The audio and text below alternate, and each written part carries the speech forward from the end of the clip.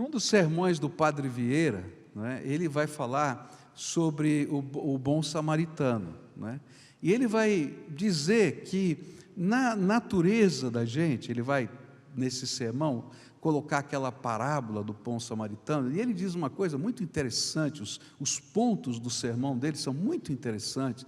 Ele diz que cada personagem daquela parábola demonstra filosofias de vida, Então, o ladrão, ele diz, o que é teu é meu, Aí ele diz que tanto o levita como o sacerdote mostraram outro ponto de vista da vida, o que é meu, não tenho nada a ver com você, se vira aí, E que aquele que era o samaritano ensinou o princípio de vida que Jesus queria ensinar, o que é meu é seu. Ele foi lá, cuidou do homem, colocou lá na mula dele, levou para a hospedaria, pagou a conta e disse, se faltar eu devolvo depois quando passar aqui de novo. E aí ele vai trabalhar alguma coisa muito interessante, que na maioria dos pensamentos humanos, essas duas primeiras premissas fazem parte da nossa natureza.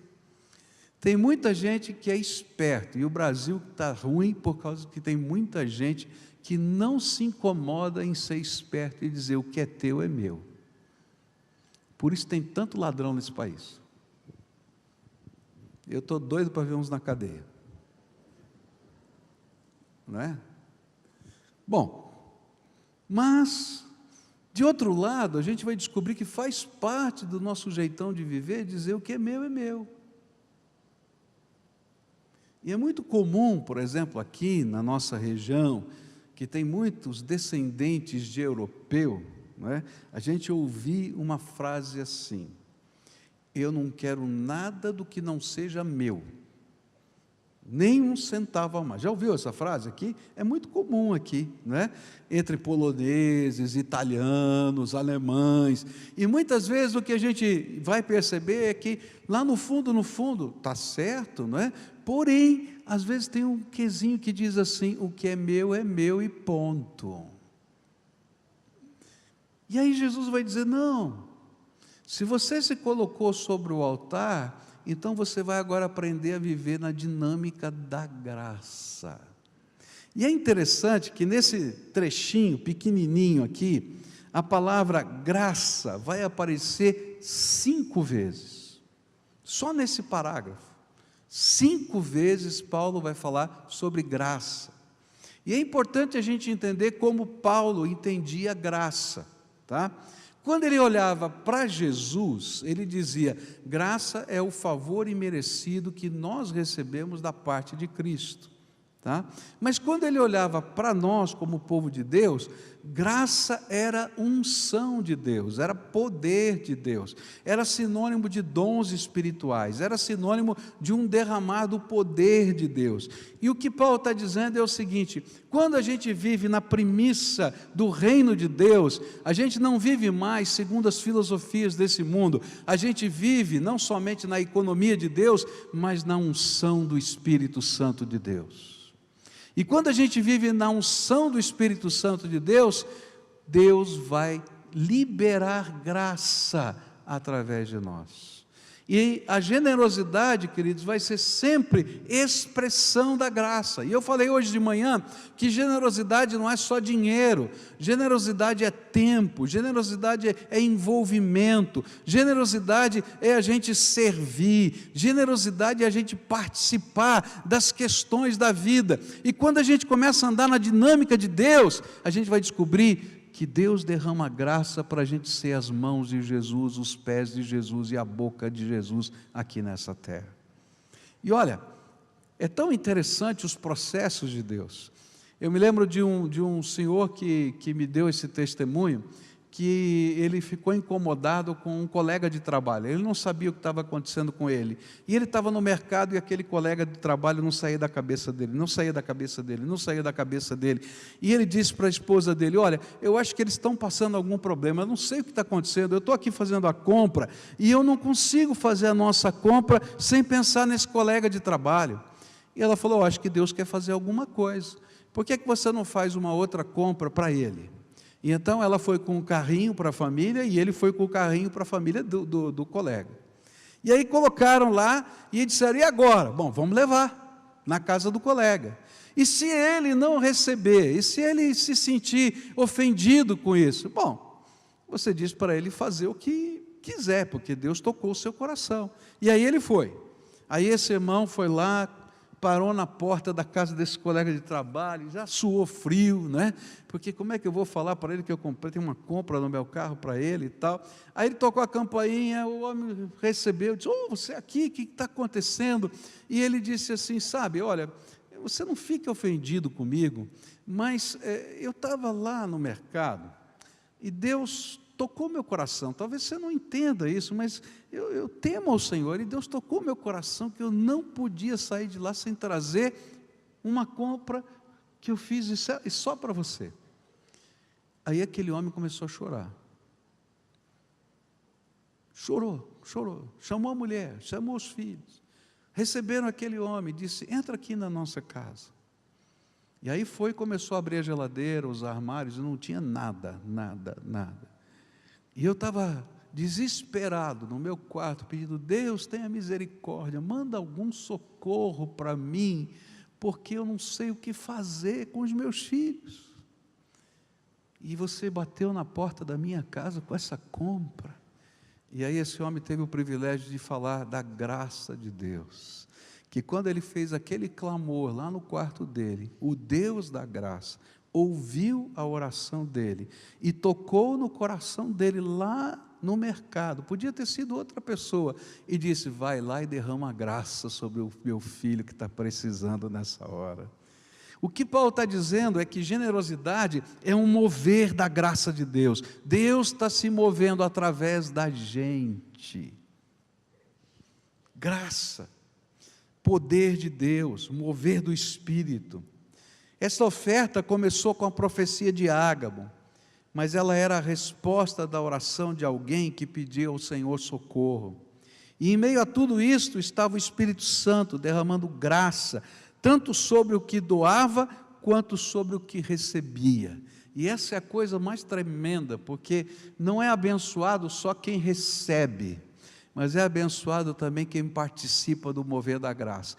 Eu me lembro quando esse irmão chegou e disse assim: pastor, eu preciso lhe contar o que aconteceu, eu estou arrepiado, só de pensar. Sabe por que ele estava arrepiado? Porque Deus tinha falado com ele dentro do mercado, e ele tinha podido ser instrumento da graça de Deus. Paulo está dizendo: graça se move no meio da generosidade. E não é só com comida, não é só com dinheiro, mas às vezes Deus nos coloca do lado de alguém para acompanhar alguém, para socorrer alguém, para cuidar de alguém, para trabalhar na visão melhor, no ampliar a visão, e tudo isso é um mover da graça de Deus. Deus é tremendo. Quando o nosso coração está aberto, nós vamos viver no poder da graça e seremos instrumentos do Senhor, e é isso que Paulo está falando. O próximo princípio de generosidade tem a ver com os versículos 3 e 4 que nós acabamos de ler. Diz assim: pois dou testemunho que eles deram tudo quanto podiam e até além do que podiam por iniciativa própria, e eles nos suplicaram insistentemente o privilégio de participar da assistência dos santos. O quinto princípio é que liberalidade não pode ser peso, generosidade não pode ser peso. Se generosidade é um peso para você, Deus não aceita. E eu disse hoje de manhã que é duplo prejuízo.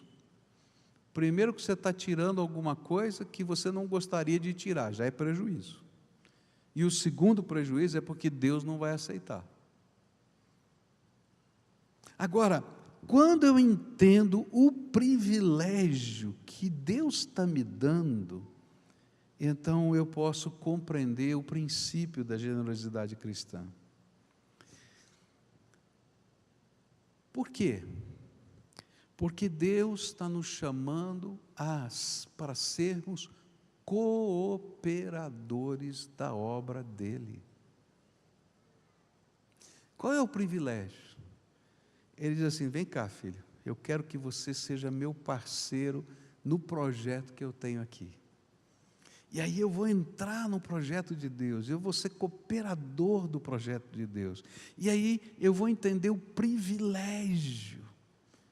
Primeiro eu fiz para Jesus, depois estou fazendo para os outros porque Jesus ama aquelas pessoas, mas agora a minha mente se amplia na visão e eu consigo entender que eu me torno parceiro dos projetos de Deus. E é tão tremendo ser parceiro dos projetos de Deus. Às vezes eu faço uma oração assim, de vez em quando eu começo a olhar para a cidade, esse é o meu jeito, né? Como pastor, líder aqui dessa igreja, eu começo a olhar para a cidade e digo assim: Deus, fala um pouquinho para mim, mostra um pouquinho para mim, porque eu sei que o Senhor está fazendo muito mais do que você é capaz de compreender, mas fala para mim um pouquinho, mostra um pouquinho o que o Senhor está fazendo. E aí eu começo a olhar para os prédios que estão na volta, ali, Senhor, naquele lugar, naquela outra, nos bairros, mostra para mim o que o Senhor está fazendo. Sabe por quê, Senhor? Porque eu quero ser seu parceiro, me deixa ser seu parceiro em alguma coisa que o Senhor está fazendo. Bom, às vezes eu levo um susto, porque ele responde, e aí ele diz: você quer ser meu parceiro? Entra nessa. E pode ter certeza que as obras que Deus vai mostrar são sempre muito maiores do que nós somos ou temos capacidade de fazer, porque a glória é dele e não é nossa. E aí de repente surgem coisas que a gente diz assim: Senhor, o que é que eu estou fazendo aqui?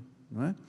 Quando eu estive na Síria, eu recebi um convite para estar na Síria, vocês sabem disso, no final do ano passado, eu estive na Síria, eu faço parte de uma organização internacional e faço parte do boarding dessa organização, e nós tivemos uma reunião via Skype, gente do mundo todo que faz parte dessa organização, e aí eles disseram: olha, nós temos um projeto, está terminando em algumas regiões da Síria a guerra, as cidades estão completamente destruídas, e o problema dos refugiados não vai acabar. Aqueles que já migraram para países mais ricos não vão voltar, mas aqueles que estão ali na Jordânia, que estão no Líbano, que estão ali no entorno, em campos de refugiados, vivendo aí uma condição subhumana ali, esses daí estão doidos para voltar para casa, mas eles precisam ter pelo menos uma infraestrutura para voltar para casa. Agora que está começando a pacificar, nós podemos entrar nisso. E aí veio a ideia de como podia ser feito e tal, mas precisava ir um time, não é, para visitar a Síria. E tem um problema: dentre esses vários países que faziam parte, os membros do boarding, vários deles não podiam entrar na Síria, porque o seu passaporte não era aceito lá. Os americanos não entram na Síria e outros aliados, não é, dos americanos também não entram na Síria. E aí estava um egípcio e 2 brasileiros nessa reunião, e eu um deles. E aí todo mundo falou: olha, vocês têm que ir, vocês têm que ir. Aí eu disse: olha, eu não sei se eu posso ir, eu tenho que pedir permissão para minha mulher, porque hoje minha esposa depende de mim muita coisa, então eu vou conversar com ela.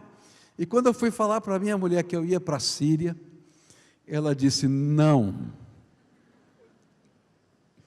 Mas como ela é uma mulher de oração, depois ela disse: eu vou orar.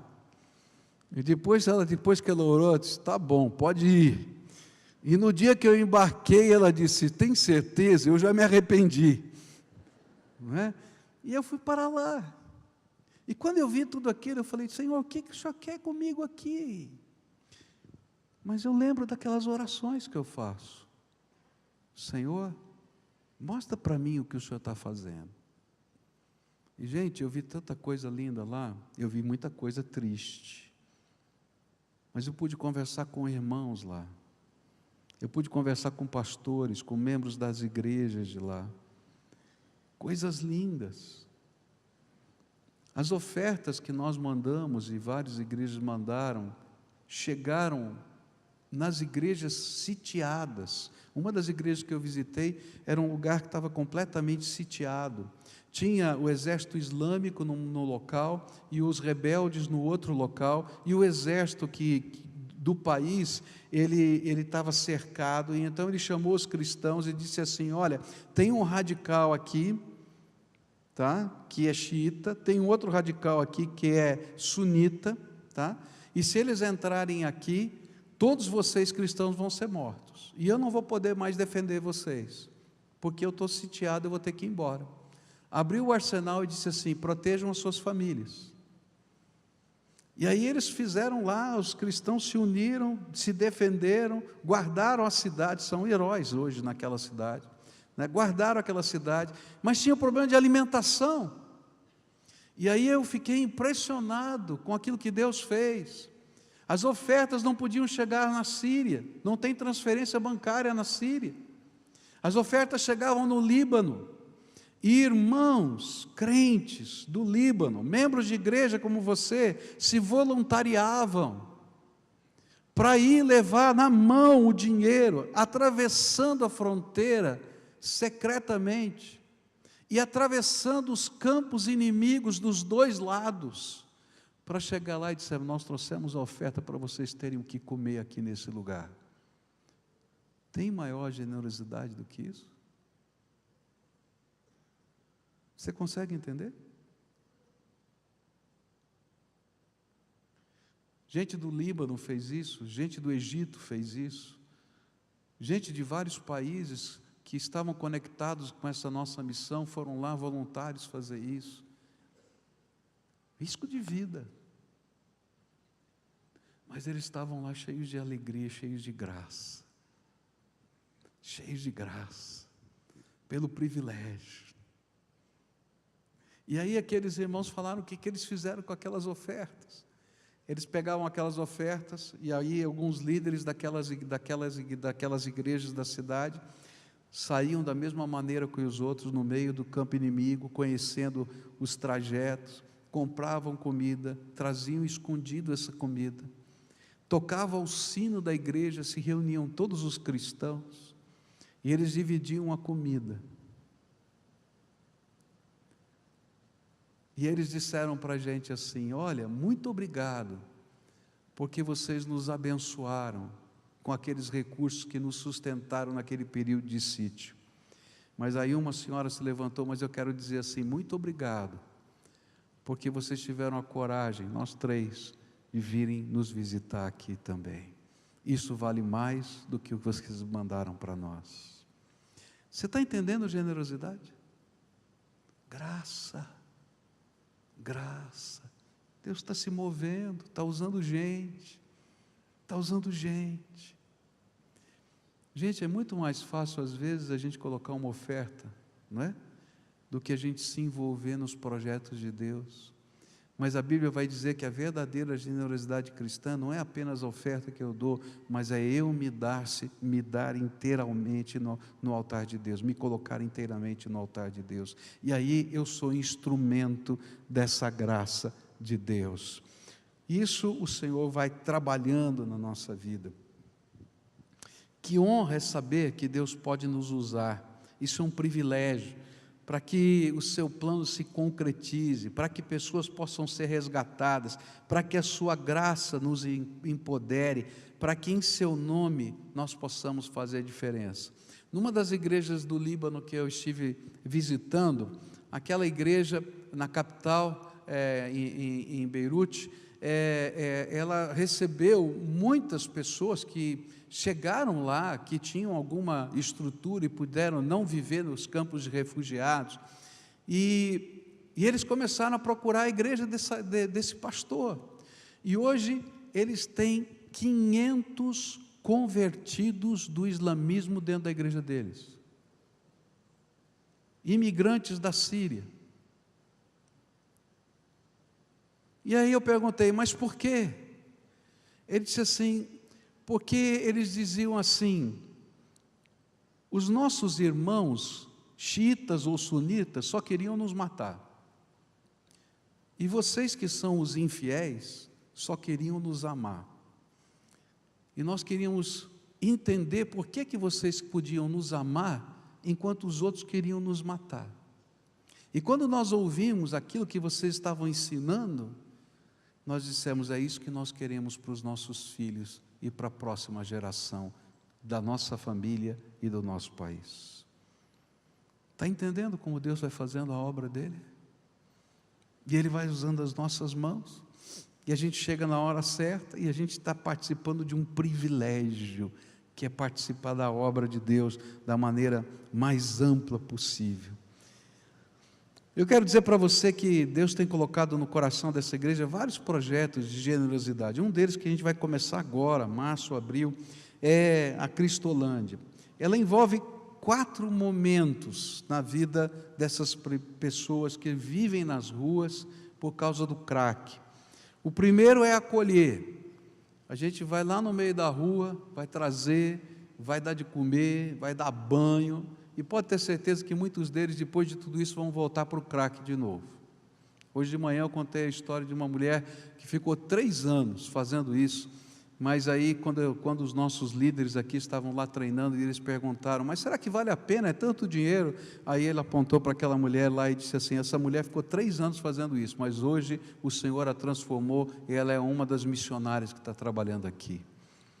Então a gente vai acolher. O segundo momento, a gente vai triar, vai colocar num lugar neutro, não é? Essas pessoas para passar pelo primeiro período de fissura, né? de dependência extrema da droga, e aí eles vão ficar lá nesse local, ainda aqui dentro da cidade, para poder passar por esse primeiro momento e ver se eles realmente querem continuar nesse projeto. Depois nós vamos levar lá para a chácara, onde a gente vai trabalhar a recuperação deles. E lá na chácara, além do processo de recuperação, a gente vai trabalhar todos os processos de ensinar a profissão, e vou precisar de muitos voluntários, de gente que queira realmente se envolver nesse projeto. E ainda não termina, quando termina a chácara, não termina, porque esse povo é povo de rua, eles não têm onde morar. A hora que você manda embora da chácara, sabe onde eles vão? Para a rua. Então nós vamos ter que ter um 4º lugar, onde vai fazer o acolhimento deles para reinserção na sociedade, para que eles possam morar, trabalhar, incubar alguma coisa assim. Gente, é coisa de doido.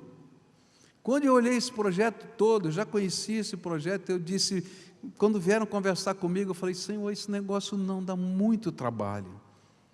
Mas Deus falou, é isso que eu quero de você.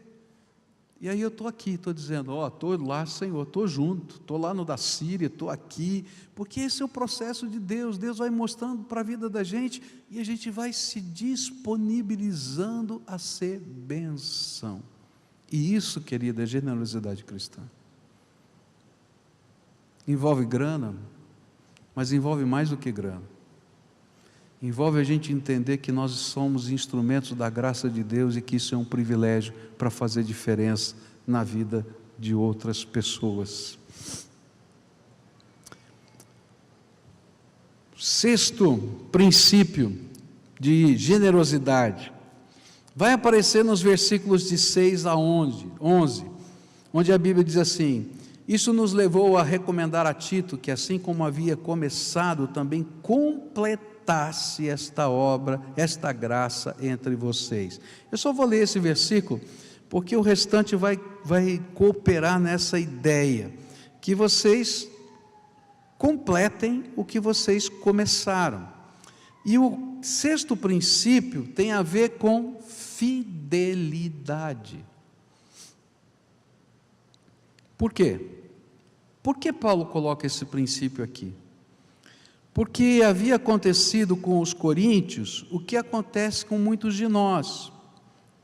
Muitos de nós somos tocados por Deus para demonstrar generosidade, e quase como que uma resposta emocional, nós começamos a participar do projeto de Deus. Mas à medida em que o tempo passa, o impacto emocional diminui e nós paramos de fazer o que havíamos decidido e até nos comprometido. Já aconteceu isso com você? E aí Paulo diz assim, olha, o que você votou com Deus, porque você não votou com pessoas, cumpra, porque o que Deus espera é fidelidade. O dia da oferta de missões mundiais, nos Estados Unidos, especialmente na Convenção do Sul dos Estados Unidos, é chamado de Dia de Lot Moon, tá? Esse é o nome de uma missionária. E eles marcaram esse dia por causa de uma tragédia que aconteceu com Lot Moon. Ela foi enviada pelas igrejas americanas da Convenção do Sul, e lá no campo missionário houve um momento que, por causa de problemas financeiros, por causa de uma série de situações da economia, da política das igrejas e tudo mais, ela foi esquecida no campo missionário pelas igrejas. E essa mulher ficou muito doente por causa disso, entrou numa depressão profunda e veio a falecer no campo missionário fruto desse esquecimento. E então, no dia da morte dela, todos os anos, as igrejas americanas levantam a oferta missionária para dizer que nunca mais aconteça como aconteceu com Lot Moon. Que nenhum servo do Senhor, nenhum missionário, nenhum obreiro do reino de Deus que nós enviamos e que nós nos comprometemos, seja esquecido no campo missionário. O que a Bíblia está ensinando é que quando Deus nos envolve em algum projeto, a gente precisa ir até o fim dentro daquele projeto. Porque aquilo que aconteceu lá com Lot Moon continua acontecendo, e aconteceu com a igreja de Corinto, e continua acontecendo conosco, porque às vezes nós nos envolvemos emocionalmente com os projetos de Deus, depois esquecemos que nós um dia falamos para Deus: olha, essa aqui é minha missão. E aí Paulo vai chamar aqueles crentes a viverem fidelidade. Que fidelidade? Da consagração. Por quê? Se toda oferta é primeiro para Deus, toda forma de generosidade é primeiro para Deus, depois para as pessoas, então o que estamos fazendo é quebrando o nosso voto com o Senhor, e não com as pessoas. E a palavra de Deus vai dizer o seguinte para a gente, em Deuteronômio 23, 21, quando fizerem algum voto ao Senhor teu Deus, não tardarás em cumpri-lo, porque o Senhor teu Deus certamente o requererá de ti, e em ti haverá pecado. E vai dizer também em Eclesiastes 5, verso 4, quando a Deus fizeres algum voto, não tardes em cumpri-lo, porque não se agrada de tolos, cumpre o voto que fazes. O que a palavra de Deus está dizendo é que a gente tem que assumir responsabilidade. Eu sei que se de alguma maneira nós falhamos, Deus é fiel e Ele não falha. Alguma coisa vai acontecer da graça dEle. Mas Deus vai requerer de nós aquilo que nós, como parte do reino dEle, assumimos que deveríamos fazer e não fizemos. Eu acho isso tão sério na minha vida, porque são compromissos que a gente faz com Deus, e tem que ser para alegria, para prazer. E depois o Senhor vai dizer para a gente que há momentos que a gente vai atravessar lutas, provações, como qualquer pessoa vai atravessar. Mas esses compromissos, quando são honrados, Deus nos honra. Nós construímos esse templo aqui, levou o tempo que levou, mas nenhum missionário deixou de ser assistido. Nenhuma oferta, que é o dízimo dos dízimos, que é 10% de tudo que é arrecadado aqui, e nós enviamos para a nossa denominação como nosso dízimo, deixou de ser entregue. E nem por isso Deus impediu que a gente fizesse a obra dele. Eu me lembro de uma reunião que eu participei com alguns líderes dessa igreja, E eles disseram assim: pastor, o senhor tem que ter foco. Eu me lembro até hoje. Pastor, o senhor tem que ter foco. O nosso foco agora é construir o templo. Se o senhor ficar dando oferta para missões, dinheiro para denominação, querendo ajudar os pobres, a gente nunca vai terminar esse templo. E eu me lembro muito bem o que eu respondi para aqueles líderes: eu não fui chamado para construir um templo, eu fui chamado para construir a igreja, o povo de Deus. E a gente faz a obra de Deus, e Deus nos dá os meios para fazer a sua obra. E não me arrependo até hoje disso. Eu me lembro de um outro empresário da igreja que disse para mim assim: pastor, o senhor tem que ter foco. Por que o senhor não põe as janelas? A gente não tinha janela. Quantos aqui são do tempo que não tinha janela aqui? Passava frio para chuva, não é? E dizia assim: pastor, o senhor não tem janela. Tem que ter janela. O senhor não acredita que a hora que o senhor tiver janela, mais pessoas vão se converter? Eu olhei e falei: não. Eu acredito que mais pessoas vão se converter se a gente for fiel à palavra de Deus e à vontade de Deus. Nós passamos por tribulações, como igreja, como pessoas, como vida, mas quando a gente coloca os valores e os compromissos que a gente tem com o Senhor em primeiro lugar, o Senhor honra. Buscai primeiro o reino de Deus e a sua justiça, e o quê? Todas as outras coisas vos serão acrescentadas. Último princípio, eu já passei do meu tempo aqui, mas tenha paciência, eu queria concluir essa mensagem hoje, para não ficar um pedacinho aqui. E aí nos versículos 12 a 15, diz assim, eu vou ler só o versículo 12, porque se há boa vontade, a oferta será aceita conforme o que a pessoa tem, e não segundo o que ela não tem. O sétimo princípio da liberalidade é proporcionalidade. A pergunta aqui é: o que é pouco ou muito em termos de oferta? O que é pouco ou muito em termos de generosidade? E a resposta de Paulo e de toda a Bíblia é: depende de quanto você tem.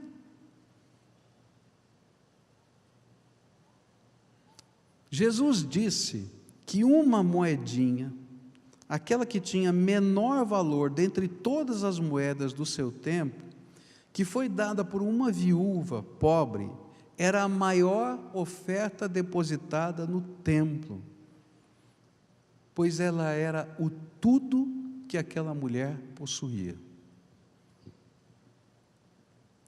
Na economia do reino de Deus, o banco de Deus é o seu bolso. Sabe onde está o recurso de Deus aqui na terra? Está no seu bolso, está no meu. E é na medida daquilo que Ele tem colocado nas nossas mãos que Ele está esperando a resposta da nossa vida. Quanto mais Ele nos dá, mais responsabilidade nós temos. Está entendendo? Quanto mais Ele investe na nossa vida, mais eu sou empoderado por Deus para fazer diferença na vida de outros. Quanto mais, e eu não estou falando só de dinheiro, lembra que eu estou falando de generosidade, como serviço, tempo, conhecimento, trabalho. Quanto mais Ele investiu em você, em conhecimento, em graça, em misericórdia, em visão, em sabedoria, tanto mais Ele vai pedir de você. Por isso, a proporcionalidade é a medida que Deus está olhando para a nossa vida. De acordo com a sua capacidade de servir ao Senhor, com aquilo que é dele, que Ele colocou na sua vida, que está no seu bolso, e que Ele pode depositar mais ou tirar desse banco, dependendo de quem você é. E esse foi o ensino de Jesus na parábola dos talentos. Você lembra da parábola dos talentos? Está lá em Mateus 25, que Ele disse, olha, deu lá 1 talento para um, deu 2 para outro, deu 5 para outro, não é isso? E aí o que tinha 5 virou 10, o que tinha 2, não é? Dobrou também, e aí o que tinha 1 não produziu nada, não é? E ele diz, ó, tira desse e dá para o outro, porque esse aqui não entendeu nada. E essa é a dinâmica do reino de Deus. Jesus estava falando disso. Deus está derramando graça sobre a nossa vida, e generosidade é a manifestação da graça de Deus em nós, e nós fazemos isso, e nós nos tornamos parceiros dos projetos de Deus, e isso tem que ser proporcional àquilo que Deus está fazendo na nossa vida.